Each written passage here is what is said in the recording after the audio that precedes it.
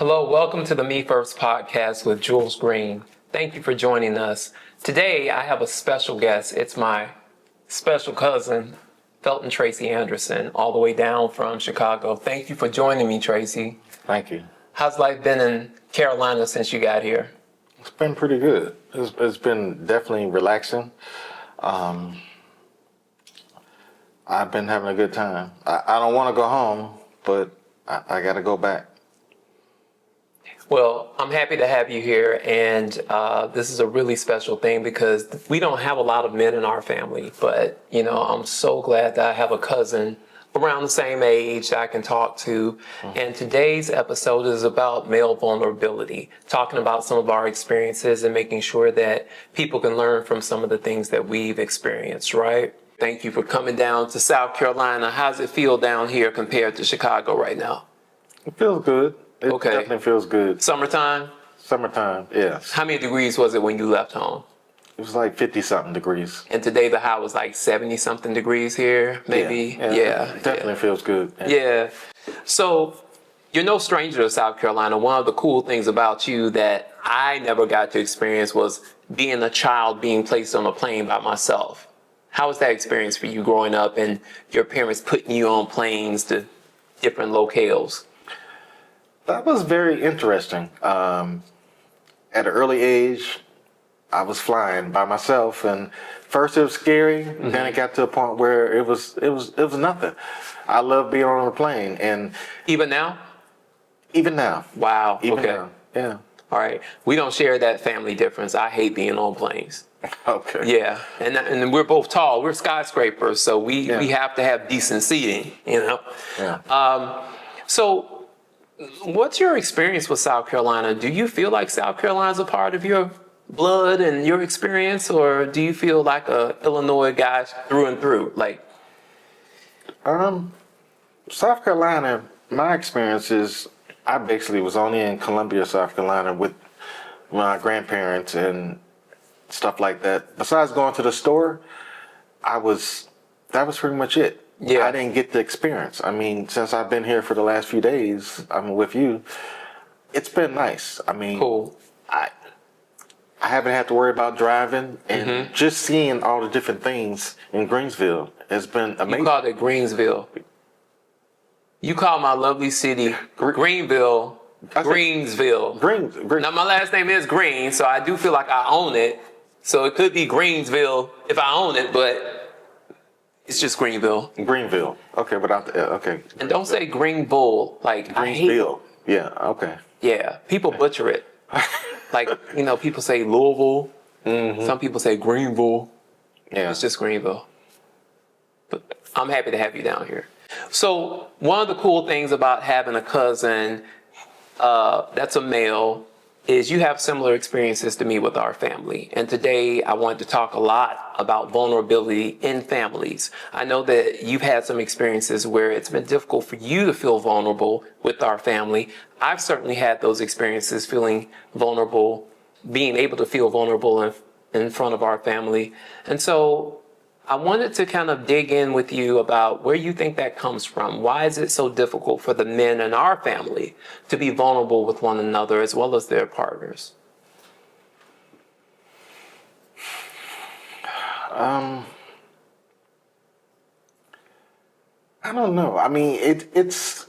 I guess it's one of those things that, as a man, most men are always told to provide and to do this and do that, but it changes every day with different things. But I kind of feel like it's okay to be vulnerable, and like with your partner, you have to talk to them, and but that's one of the things people fight with, because like trying to not be okay, and to be okay. Sometimes I feel like people fight with those different things, but being vulnerable, once you become vulnerable with the right person, your wife, your girlfriend, your whoever, as a man, they could see another side of you, and they'll see that my man, my husband, my babe, my whoever, they got me. It's okay. He could be my Superman, but even my Superman needs a little help here and there too. Exactly. It's okay to not be okay. I think that's where our true strength lies. In just being human, being vulnerable to the extent that we can receive love. Because that helps us be seen, right? Yeah. And as men, oftentimes, we don't always feel seen. Yeah. Are you vulnerable with your family when you need to be vulnerable with them to say, hey, I need some love, I need some support, I need some nurturance? How easy is that for you?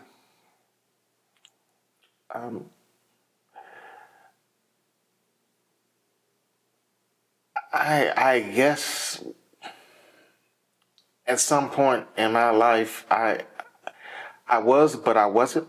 But I noticed that kind of like when I needed help, I was always trying to do stuff and do everything. But I guess that's one of my problems is I try to do too much, and I try to do stuff without help. So Where'd you learn that from? I don't know. It just happened. I mean, it's like one of those things where I look back. That's something I always did. I always tried to just keep doing and doing. I know our dad, he worked a lot, but Was he vulnerable? you know what? No, not really. Thinking about it, he wasn't. I mean, he wasn't. I don't think he was really vulnerable until when he started getting sick and he needed help. And I was kind of like the one to help him. And being that no one really, it's no instructions with life and how to do things. Right. I kind of learned a lot of things from him, from the reactions and how I saw how he was. And he kind of like thought he could always pay for this and pay for that. But even thinking about it, his last few weeks at the hospital before he passed, I remember them saying they was going to have to take his dialysis machine away, the 24-hour machine, and he said that he got money, he could pay for it, but Right. it wasn't all about the money. It was like throwing money at someone. It's like your health, but What was your takeaway from that? my takeaway from that, it was hard. Yeah, what'd you learn from it? I learned. I guess I learned some things that I didn't know I was learning, but I learned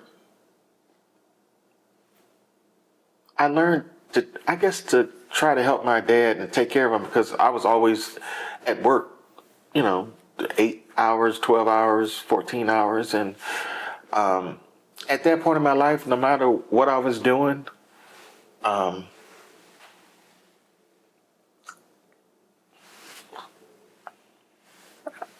was there for him. Yeah. And I feel like sometimes God, we get so busy with life that we forget about all these different other things. And I remember to this day, my ex-wife said, you need to check about your dad. She was a caregiver at that point for my mom and dad, that he's walking around, he's not the same.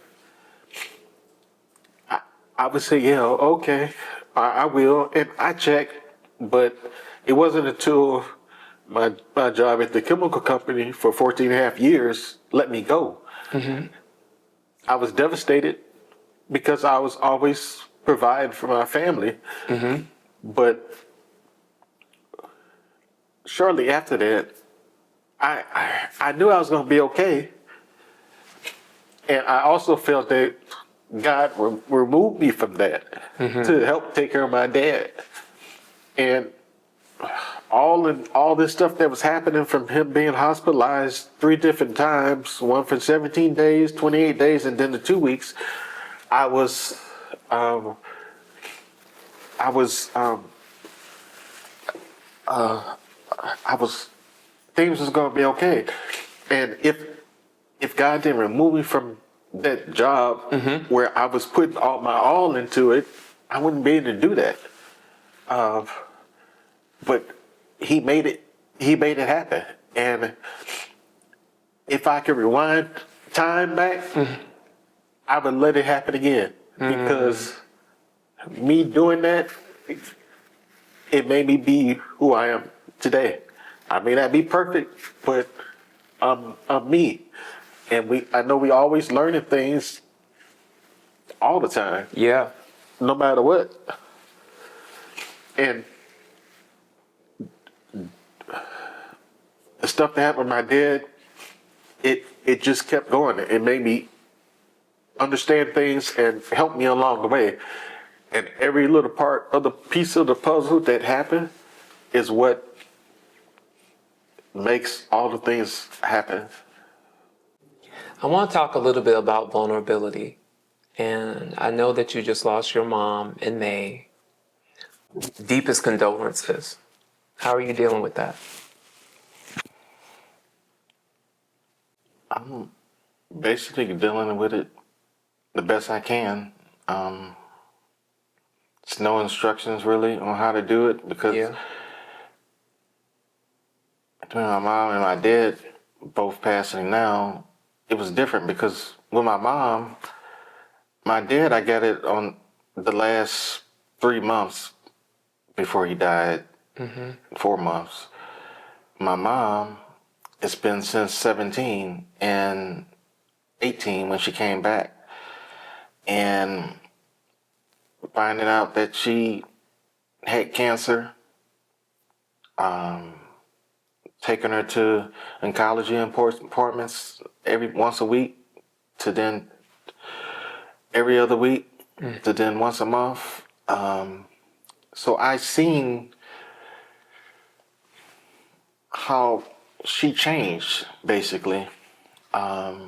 She was in a mission at one point for a good while, and then Remission? yeah, remission, Okay. and then it came back again a little bit, and it started the process all over again. But the second time around when it happened, it went the same process, once a week, every other week to once a month. To she was doing good, and I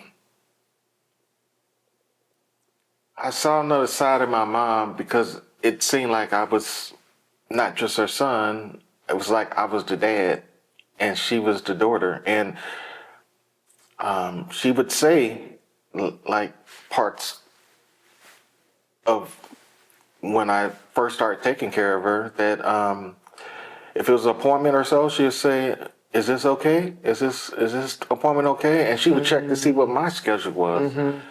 And I mean, if I go back to last year, the year before, my calendar would say all type of stuff. Yeah. It's just full from her stuff to my stuff to even my wife's stuff to all Yeah. different type of stuff. So it got to be a part of my life.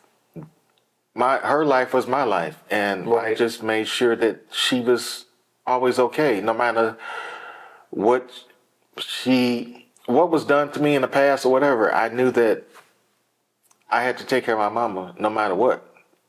Now, when you say what was done to you in the past, you meant in terms of your relationship with Aunt Gloris. Yes, whatever was done.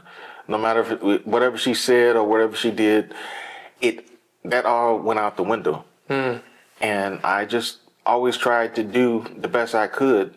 And I always was told by even strangers that you're doing good to help your mom. Right. From going to the store to get her medicine, to helping out the car, to even at doctor's appointments, to even at the hospital. You're doing good. To even the nurses that had to come to the house or therapists, that you're doing a good job. Just keep up what you're doing. Did you feel like you were doing a good job at the time? I felt like I was doing a good job. I felt like I was doing what I was supposed to do. No matter whatever instructions or whatever other people do, I felt like I was doing what I needed to do and I wanted to do. Because from the time I was born to even a little bit past now, before now, my mom always did stuff for me and helped me. So that was my way to give back, to help her no matter what. Yeah, yeah. One of the things that I'm aware of that was pretty shocking for most of us is that when your mom passed, you did not tell family. No, I didn't. Yeah, I definitely didn't. And I learned from what happened with my dad, because when my dad passed, that was hard because I was dealing with health issues of my own. Yeah. And it was hard just to just function on a day-to-day basis, let alone dealing with other people. And the main reason why I didn't tell my aunts is because of what I experienced. And what I experienced wasn't With your dad. with my dad wasn't nice. It started way before then, but when we went to make the arrangements for my dad, I remember going. He passed in 2016? Yeah, he passed in 2016. Yes, going to the funeral home with my mother, my aunt, her twin, and she was asking the funeral director, "Is this the carpet that's going to be here during his service throughout the funeral home?" So one of our lovely aunts was disparaging the funeral home during your dad's service Yes. programming. Correct. How did you deal with that in the moment, knowing that you just lost your father, being raised as an only child? What did that do to you? I didn't like that.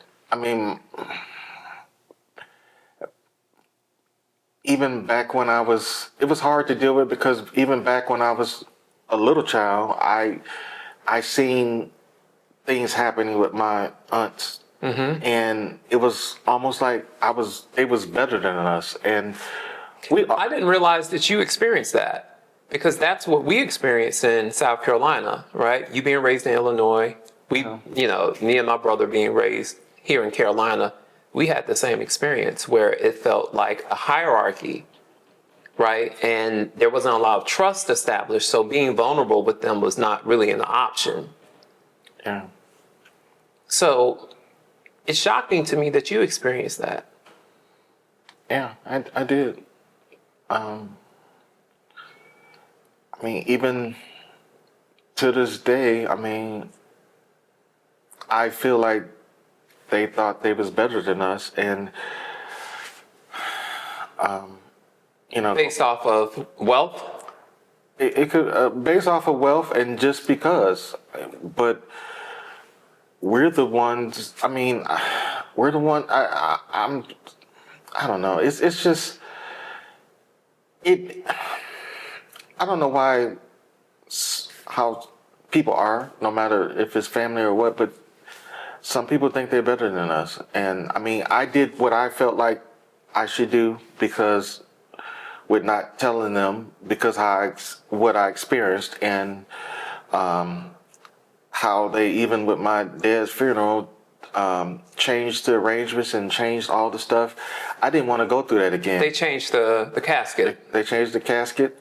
They changed his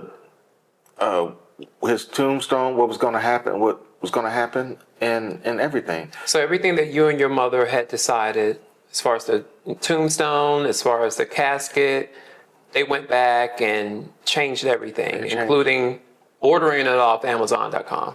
Right. Ordering a casket off of Amazon, and it was still black, but it didn't look the same.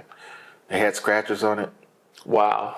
And the funeral owner son was actually talking about it, and they tried to do the best they could to fix it. Yeah. Yeah. Did it feel like you weren't able to give your father the homegoing service that he deserved as a result of all of that? Yeah, it felt like it, because it wasn't, things weren't the same, because we were supposed to ride in a family car that day of the funeral, and we actually drove in our own vehicle because of an incident that happened with my mom's twin sister. So you guys were supposed to ride in the family car, but an incident resulted in what? Resulted in us not riding the car because my wife and my aunt had a disagreement about my daughter, and to keep peace, we decided not to ride in the family car, and that was also to protect our peace, to make everything be peaceful. And that's all I wanted, is everything to be peaceful and to be a good day. We only get to do this but one time, and that's what I was trying to do with my family then. What have you learned from all of this, in terms of not feeling safe enough to be vulnerable and incorporate people into different processes that ideally they would be a part of? I mean, that's a pretty bold action to not tell someone's siblings that they've gone on to glory. Yeah, I learned a lot. I remember what happened with my dad, and I didn't want to go through that again. And I remember also what my mom said, and what I was trying to honor is my mom, and she said she wanted to be cremated, and she wanted to be private, and I knew that everything going smoothly and me being okay to a certain point, that's what she would want. If I told them, they would ask a million questions. They would try to control the stuff. They would try to do whatever. And many a times when I did ask for help, I didn't receive the help, and I was told they couldn't do it right now. So I had to do the best I knew how to do, because the whole time, they wasn't there when physical therapy, occupational therapy, the nurse coming 3 days a week, all that. I was there, even to a certain point when my mom ended up having a wound on her sacrum area, and I was there with the nurse that was there to change her dressing. I asked the nurse, does any family members ever do that? She was like, no, you definitely one of the first. So I was there to help my mom. It was times where I had to change different stuff, and I wasn't taught how to do that or anything. I did it. And it was times too, my wife, she came to help different times, and, just to tag team and to help me and make sure I was okay. And today, are you okay? Today, I'm still not okay. I'm trying to get okay, but I was actually telling my wife like a week ago or so that I feel like a part of me, my mom passed, it died too. Which parts? That's the part I don't know. Because she said I'm not the same. Things seems different, but I think that's a part. I think that's what happened. A part of me died, and not to say that I'm not, I'm not good or so, but it's just like a small part of me part of, I don't know how to explain it, but a part of something that I may have always did or so, but it's just not there. Even though I may look the same and do things the same, it's not the same. And I know when people pass, a lot of times they say if you need something, Reach out. Yeah, reach out and this and that. But to be honest, a lot of times you may hear from them here and there, but it's not like that, because it's once a person leaves here, especially you help the last several years take care of them, that's it. They're no longer here. And it's hard. Yeah. What's important for people to understand about your experiences, having lost both of your parents now and, raising a family of your own? What's important that you could convey to other men who may be in your shoes at some point? I guess one of the things is,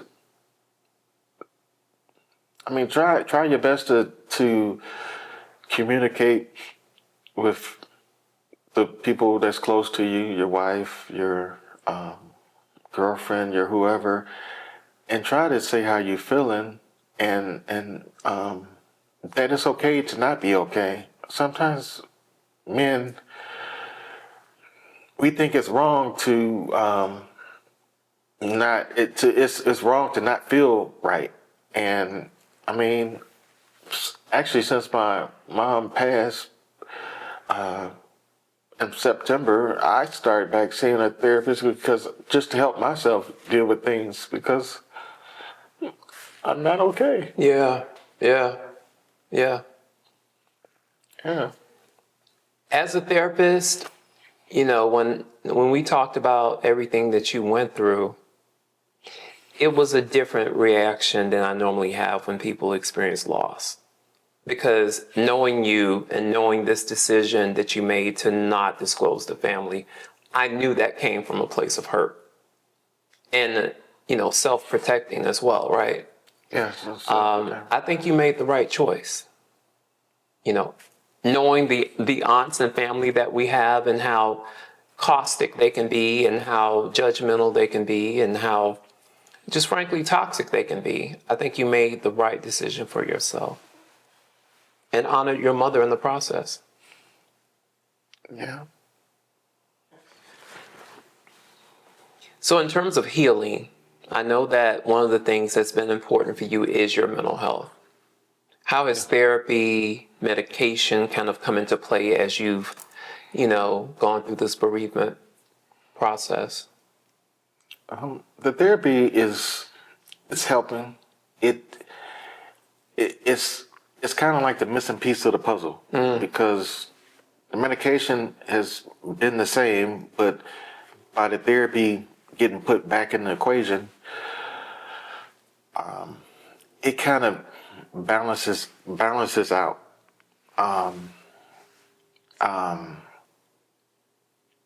It fixes it in a way, but I still have to do the work in so many different ways. It's a lot of pieces in the puzzle. Absolutely. So, putting these pieces together, it's not just me. It's a lot of, it's multiple people and multiple pieces, and that's one of the hardest pieces. Yeah. I always tell clients that therapy is one part of the puzzle if medication's also being provided, because medications for some people are short-term, for some people they're long-term, right? It's the behavioral changes that we make while on the medications that really start to shift gears and shift behaviors and thinking processes and help people feel a lot more in control of their lives. And so when you think about your goals for your mental health, what comes to mind? What would make Tracy feel like Tracy? I guess to make me feel like myself was if everything was perfect, but nothing life would never be perfect. It's what we put in it. And I remember it's not Steve Harvey's quote, but the saying that life is 10% what happens and 90% what you do about it. I think about that a lot because no matter what happens, most times I try to focus on the positive stuff. But it's amazing how, like, with the negativity that happens, a lot of times we can have 80% good and that 20% bad or whatever highest percent, we mess it all up and just, so I just try to do the best I can no matter what. And that's what I try to do. I'm gonna go back to my question because you low-key didn't answer it. So what helps you know that you are yourself? So for example, if someone asks me that question, what I can say is, I'm humorous, I'm curious, inquisitive, hiking, eating really great food. Like, what are some of the metrics that you use to remind yourself of who you are?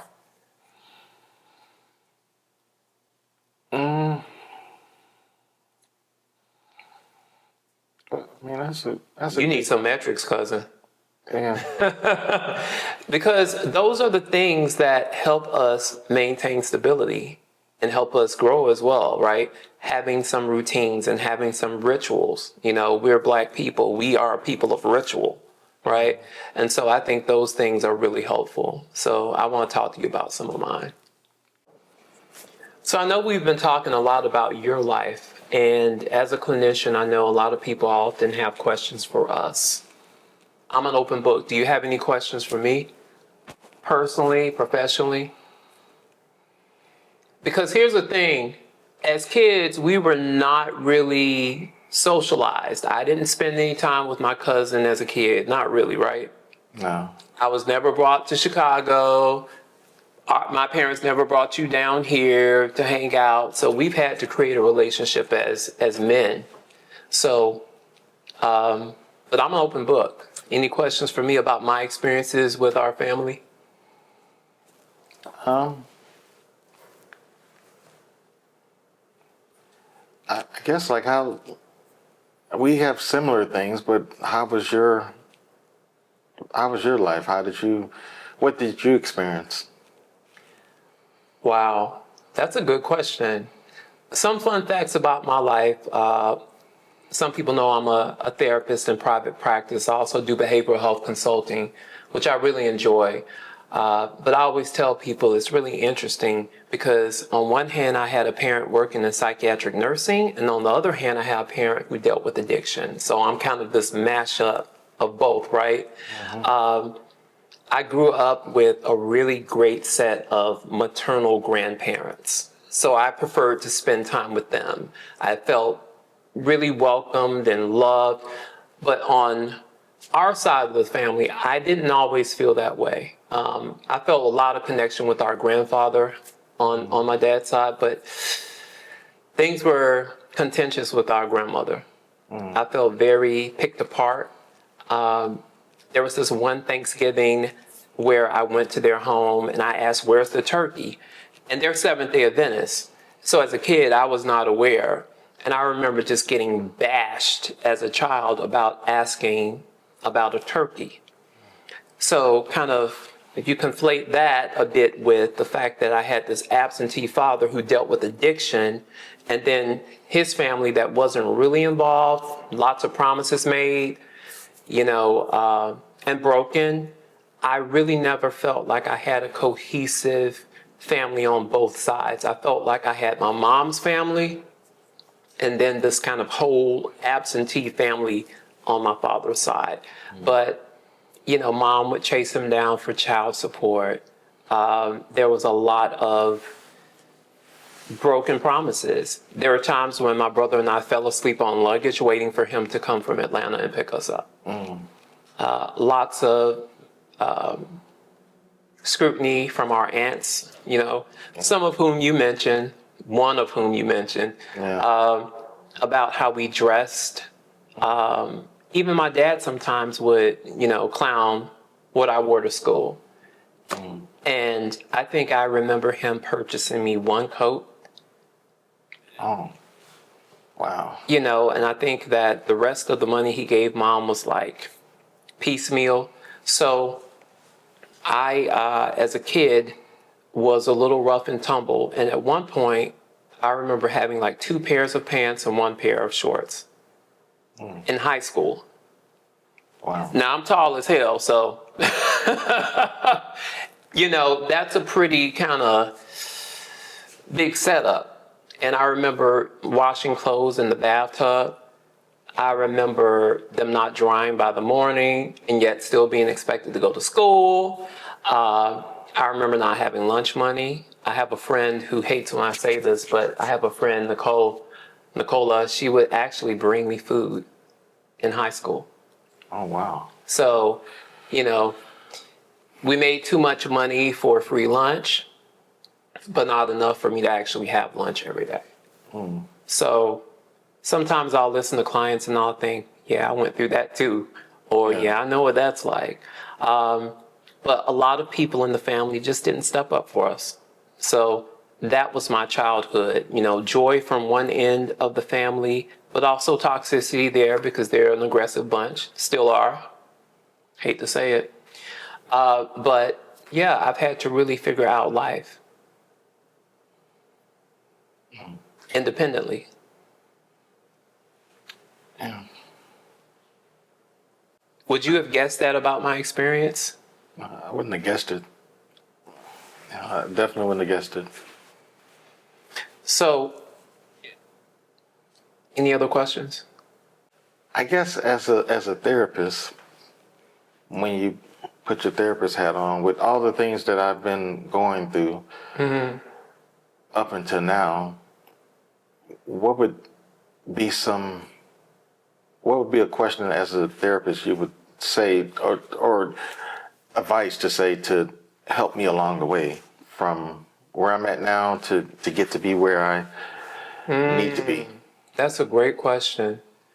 I would tell you to find what makes you happy in this world outside of the people you love. Okay. Sustainability is so important. And what I mean by that is if all the wheels fall off of a car, how will it function? What would it need in order to keep going? Because sometimes we do ride our cars ourselves until the wheels fall off. And so if that should happen, what do you need to keep going? So whether that's travel, whether that's music, whether that's, social engagement, whether that is, exercise, something that you can actually do independent of your wife, your children, that makes you feel like Tracy. And if you're not sure, then it's time to just try some different things. Yeah, that makes sense. Yeah, everyone needs something just for themselves, Yeah, that definitely makes sense. Did your parents have any hobbies or things they really loved that you connected with?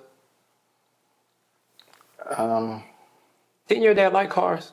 My dad liked cars. Yeah, like going to the track, racing cars. So that was one of his things. Yeah.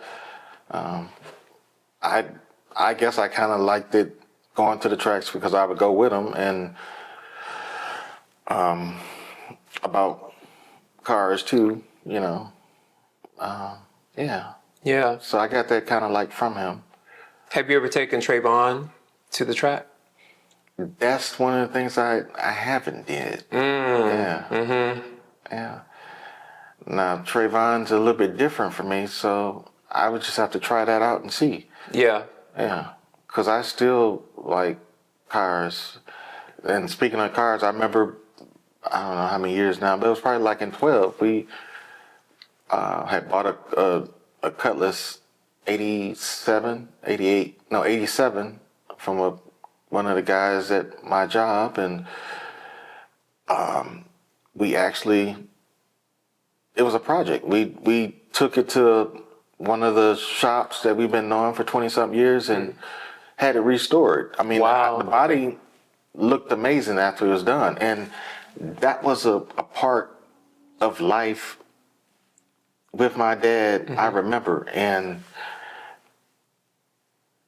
I got footage of it that I had posted on Facebook, and I got a chance to see that project unfold in front of my eyes. It took like a month. Wow. And That's dope. all the pictures and videos, that was something. And that was one of the things I think about my dad, but that was one of the things I do think about, especially if I'm rolling through my phone and I see it.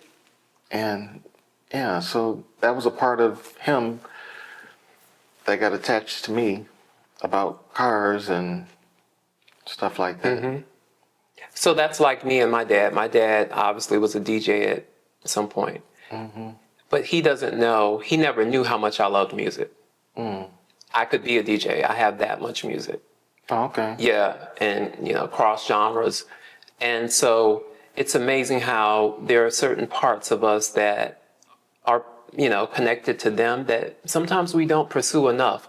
That's where I would start if I were you. I would maybe start with, some of those hobbies, some of those interests, and kind of find where you fit into them now. You're in a different position in life to be able to pursue some of those things. Yeah, that makes sense. Yeah. So what made you get into therapy? That's a good and hard question. I think that my initial thoughts about becoming a therapist centered on a couple of things. One, having a parent who dealt with addiction and wanting to understand more about it, and then having a parent with mental health diagnoses that I wanted to understand a little bit more about as well. I think a lot of therapists do find themselves in this profession seeking answers, seeking affiliation, seeking a distinction to be able to say, you know what, I understand this thing and I can convey this thing, not to treat family, but to better understand how to relate to it. So those were two of my initial reasons. But then I realized that as a Black male, there aren't a lot of Black male therapists. Like, for example, here in Greenville, South Carolina, at one point, not to toot my own horn, but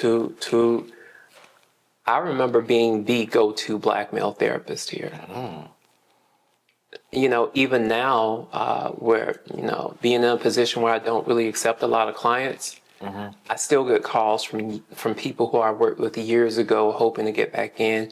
And I take that as a major blessing and gift that people found our work together that meaningful. Because again, to find a melanated person who understands the nuanced experiences of Black Americans and people of color, can be a rarity. So I take this role as a Black male therapist very seriously. But I try to have fun with it too. Clients and I do amazing things. Some clients I do walk and talks with. I've even hiked with clients in order to get them back in motion, So I've tried to show up for clients the way I imagine I would want a clinician to show up for me. So my very last question would be, how do a person know they need therapy? Because a lot of people don't know they need therapy. So what would be the signs that they do need therapy? Whoa, that's a pretty broad question. Dysfunctional relationships. Okay. With themselves as well as others. Things like low self-esteem, imposter syndrome, not feeling good enough, not feeling smart enough, not feeling attractive enough. Having difficulties at work, in and out of different jobs, that could be a sign.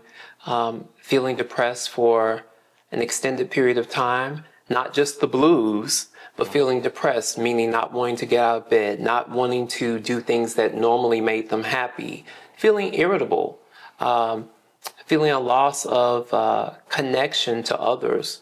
experiencing agitation and anxiety, as well as having a past of trauma. You know, a lot of people think you can just outgrow trauma. That's not how it really works. All of our experiences get stored in the body, our neural networks, as well as the rest of our physical body. And so there's always a physical correlate with trauma or chronic stress. And so a large part of the work I do with clients is helping them bridge those gaps, understand how trauma exists in the body, as well as ways to help it process. And so some of the techniques are amazing. Like I do eye movement desensitization reprocessing, EMDR, which helps clear the pathways where the traumatic and stressful experiences have been stored and begin to strengthen the networks in the brain around adaptation and functionality, and understanding that the threat has passed. So I love my work, and I think that what's really cool is that we do have more Black men, especially since the pandemic, pursuing therapy. And I know how meaningful it is to have a Black male therapist, because I have a Black male therapist. Shout outs to Royce and Clemson. And it's made a world of difference. But if you can't get a Black male or a Black female therapist, or a therapist of your ethnicity or race, it's okay, more than okay, to work with a therapist outside of those parts of your identity. There are wonderful therapists of all types. I've had white therapists, I've had female therapists, but I have always, since I'd say 25, worked with someone as needed to keep my head together. I know I said that was the last question I was You gonna lied? ask. I lied. That's a family trait, yo. Yeah. But I just came up with a very good question. I'm ready. And I'm sure other people's been experiencing this. Okay. Now, what if a person,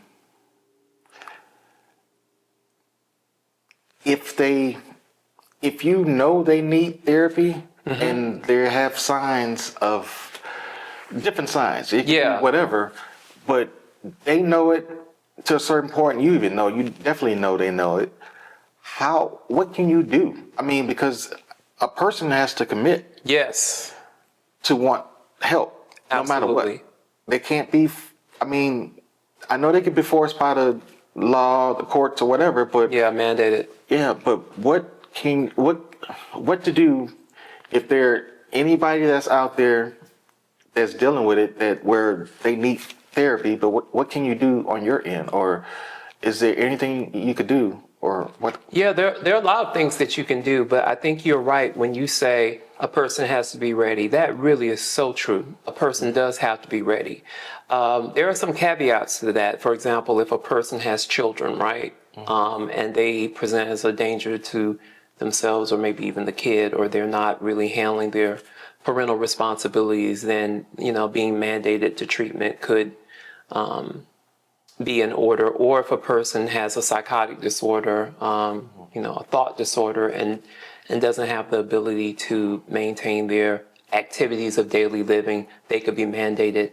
But I think what you're really referencing is individuals who need support, but who just haven't gotten to a stage of change where they're ready to accept it. Sharing information, going online, finding videos that may reflect some of the behaviors and actions that you've observed, so that they can see themselves. A lot of times people just can't see themselves, right? They may be told, hey, you look depressed, or hey, you seem like you're dealing with stress, or some type of, emotional challenge. Sharing information, or if the person's close to someone who has had mental health treatment or services, maybe bringing them in to have a discussion about how mental health services can be helpful. If the individual has a favorite artist that supports mental health treatment, maybe even referencing that artist, saying, hey, that this person goes to therapy. Like I remember when Jada Pinkett Smith came up with the Red Table Talk, one of the things I loved about that show is that they shared a lot about mental health, and how therapy was instrumental in helping them as a family process things. I think in our community, things are gradually changing in terms of Black people accepting that therapy is a natural and normal part of wellness, or holistic health, but we still have a ways to go. I've had, Black male mental health forums here in Greenville, for example, that were not well attended, despite, passing out hundreds of flyers and a lot of online advertising, free events, during which they could come and get free referrals for therapy, So I think that we need to build some incentives around people getting services, but also help people make the connection between what it is they need and how viable it is and how easy it is to start the process, because it's not difficult to start. The hardest part probably is getting to a place where you're ready for it.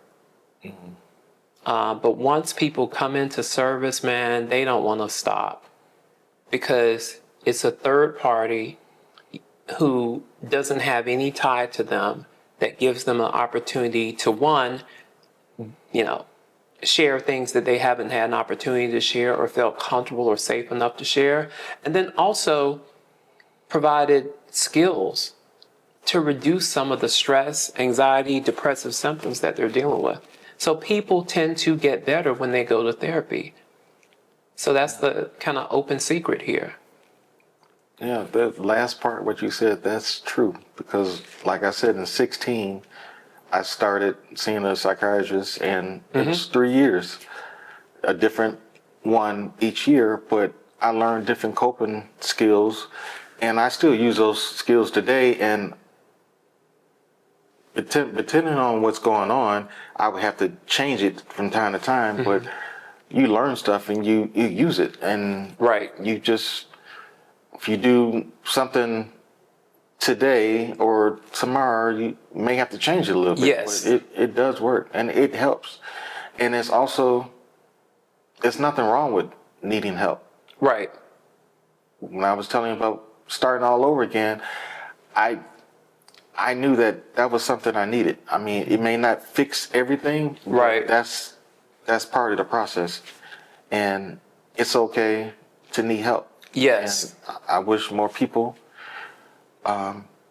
would get help, because it helps. Right.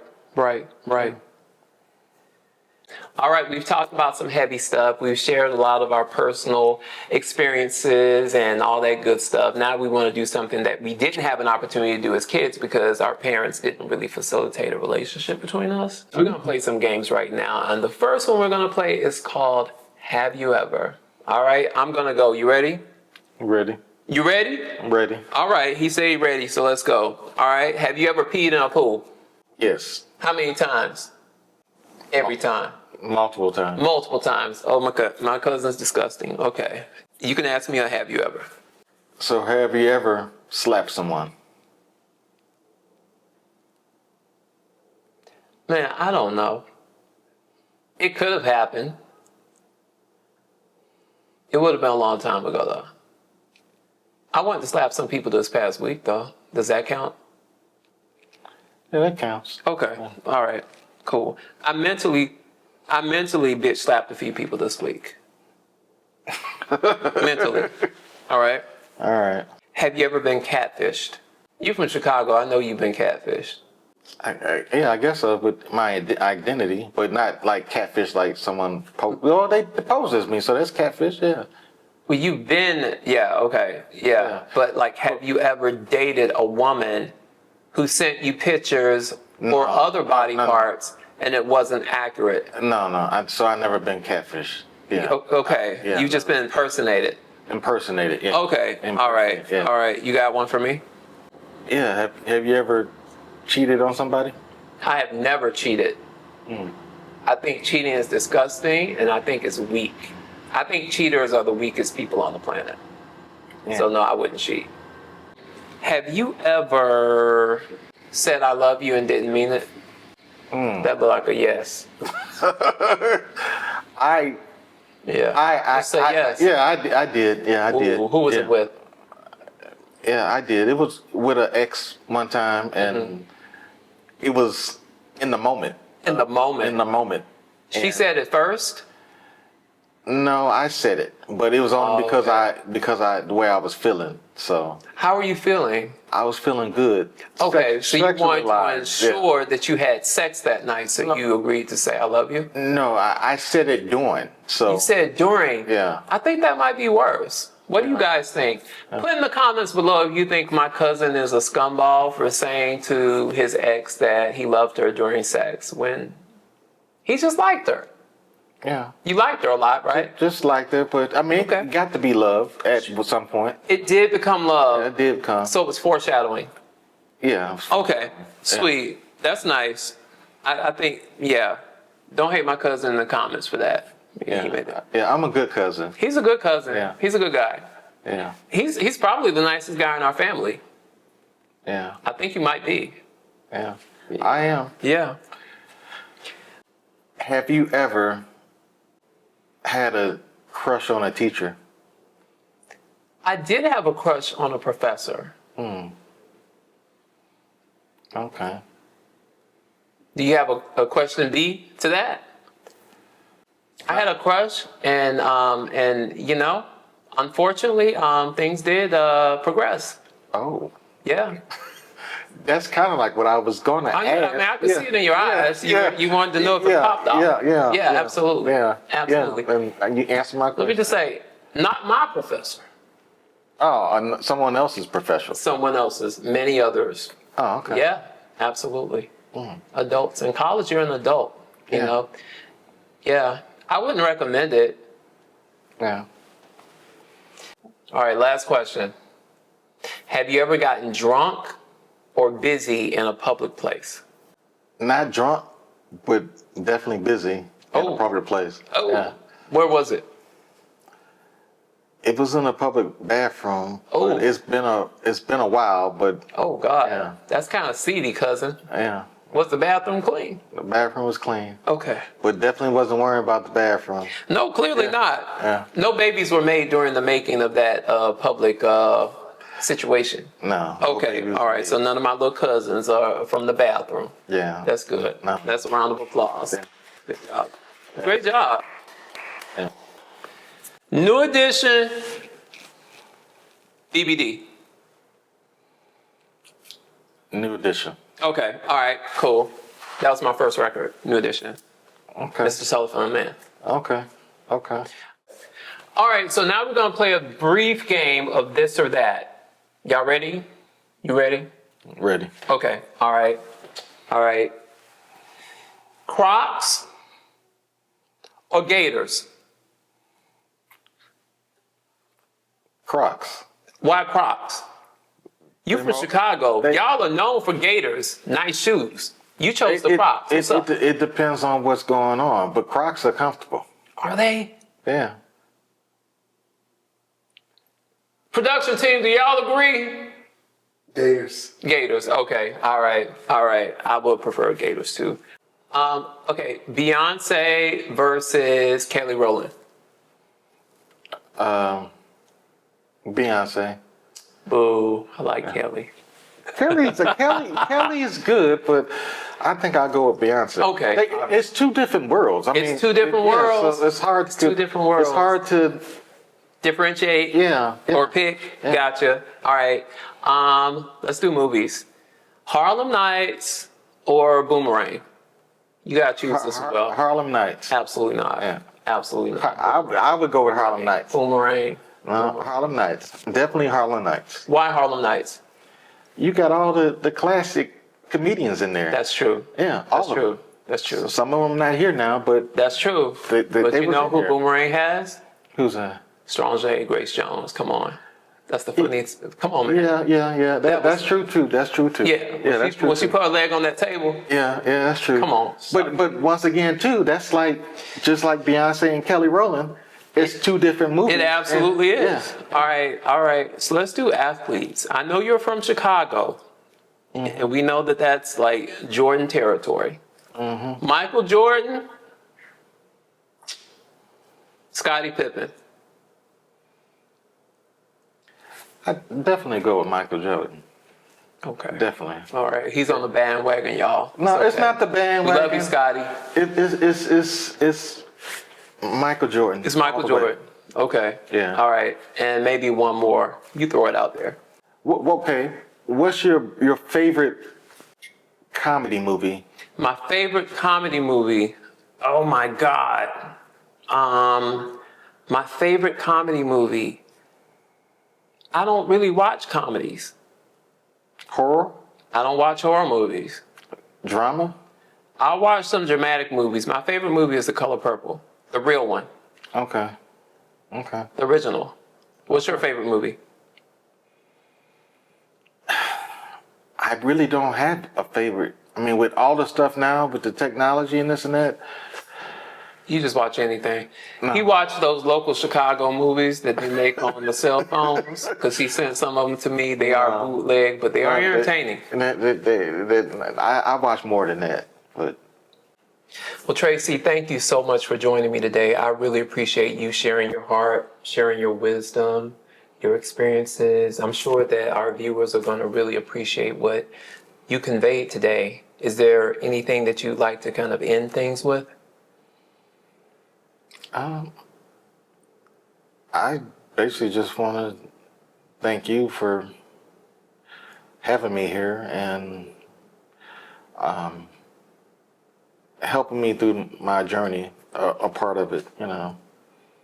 I feel like God put, even though we've been cousins all these years, God put people in our life for different reasons, and Right. it was just at the right time. True that. True that. True that. So that means you'll bring your ass back down to South Carolina to hang out. Yeah, I Okay. definitely will. Appreciate you. Yeah, appreciate you.